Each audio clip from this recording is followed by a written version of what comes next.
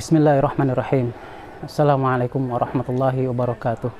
Alhamdulillah wassalatu wassalamu ala Rasulillah wa ala alihi washabbihi wa mawalah ma ba'd. Para pastuper yang budiman dimanapun antum semua berada, perkenalkan nama saya Dani Nur Salim Harun. Saya berasal dari Bandung dan alhamdulillah saya mulai bergabung dengan PAZ ini ketika workshop untuk asma dan saraf kejepit pada bulan April tahun 2019.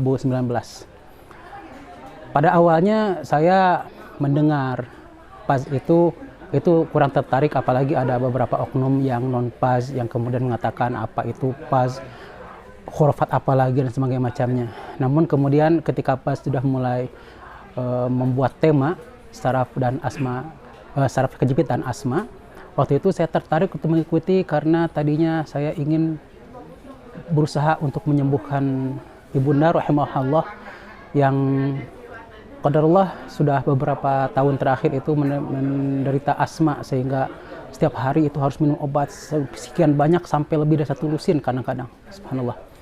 Namun qadarullah 2 minggu sebelum pelatihan dimulai, ibunda saya rahimahullah meninggal dunia, dan waktu itu saya sudah kehilangan semangat untuk mengikuti workshop ini karena saya sudah tidak ada dorongan lagi.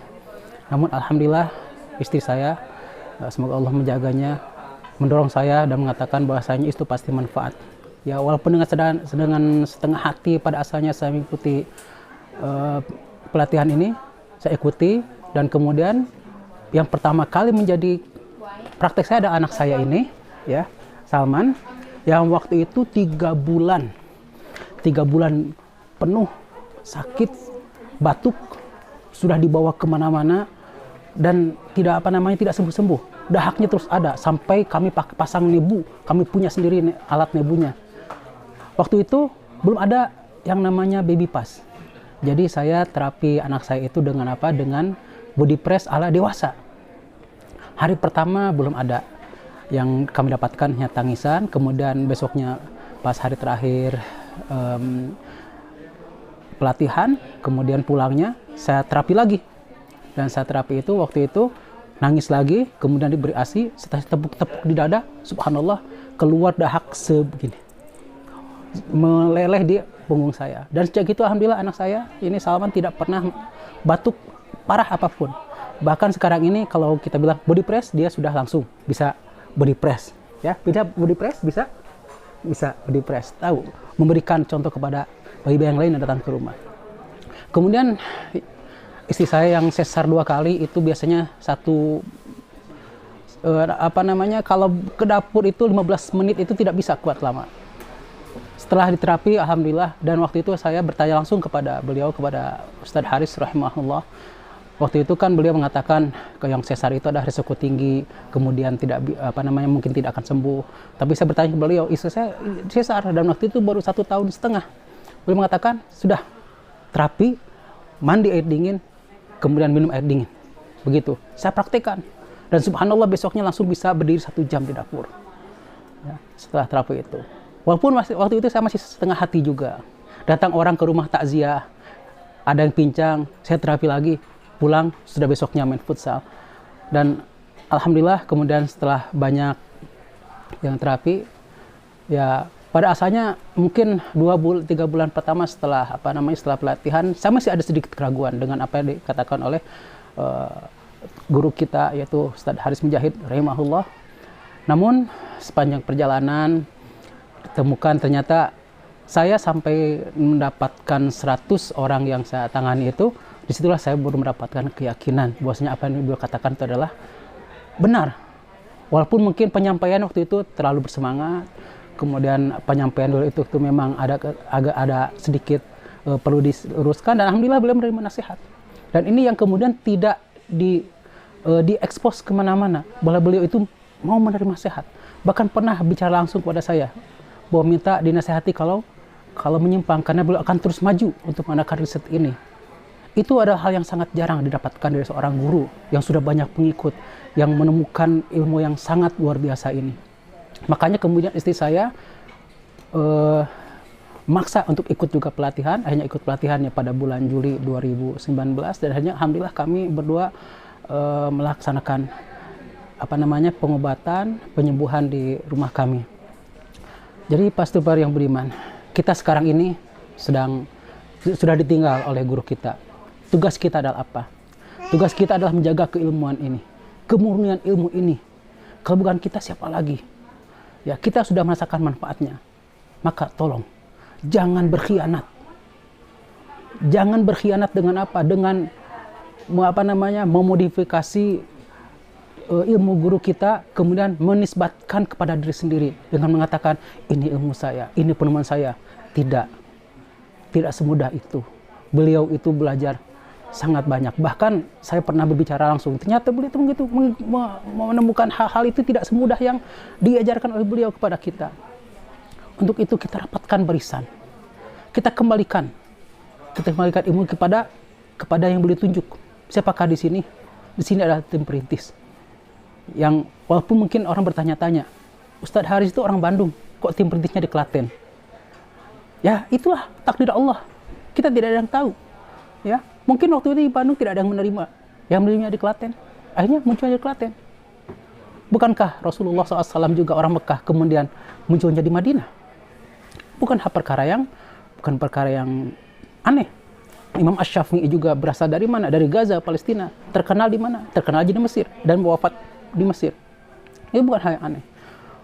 Kita jaga ilmu guru kita. Kita rapatkan barisan. Kemudian untuk para pastuper yang berada di Bandung Raya dan sekitarnya, bersyukurlah. Kenapa? Pertama, kita semua dekat dengan laboratorium hidup dari Ustadz Haris. Di mana itu? Di Rumah Sehat Iqra, ya, di Iqra Sehat. Mau magang di sana tinggal hubungi, akan terima dengan senang hati.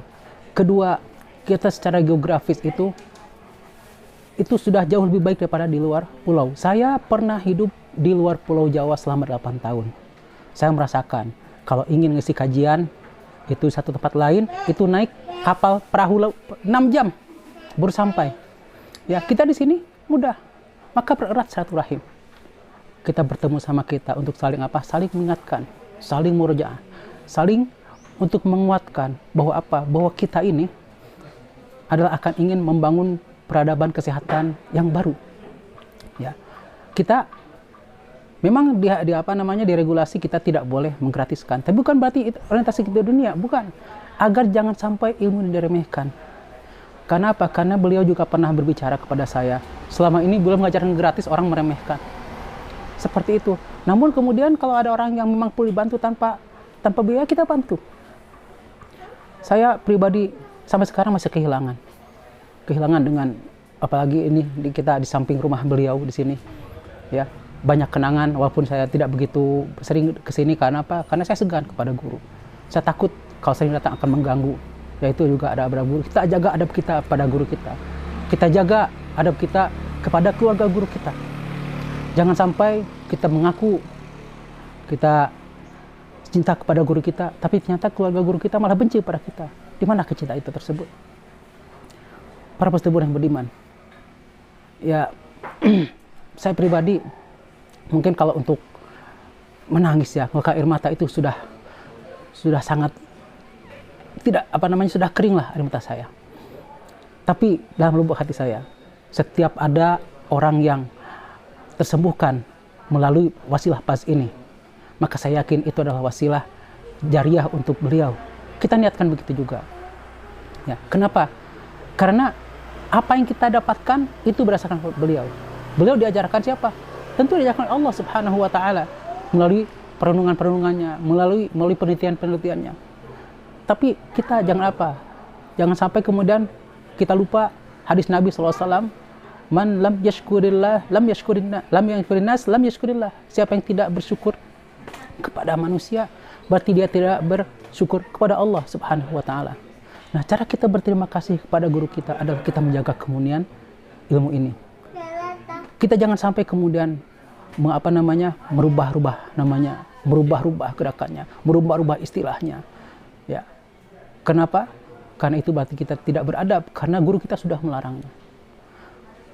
Kemudian yang terakhir, tidak lupa bahwasanya sebagaimana katakan oleh guru kita semuanya rahimahullah, bahwa ilmu ini berdasarkan inspirasi dari Al-Quran. Maka jangan jauhkan hidup kita di Al-Quran. Mungkin nanti yang ikut kompetensi tahu ada ujian baca Al-Quran. Kenapa? Untuk menguji. Muslim tidak. Mana ada muslim yang tidak dekat dengan Al-Quran? Mana ada muslim yang tidak bisa baca Quran? Ada ujian akidah untuk menguji benar tidak akidahnya. Ini fondasi penting, ya, bahwasanya Islam, akidah dan Al-Quran itu bukan hanya pengakuan, tapi harus dengan bukti. Mudah-mudahan kita semuanya, para peserta yang budiman, yang rahmati Allah Subhanahu wa Ta'ala, bisa menjaga ilmu ini, memberikan manfaat.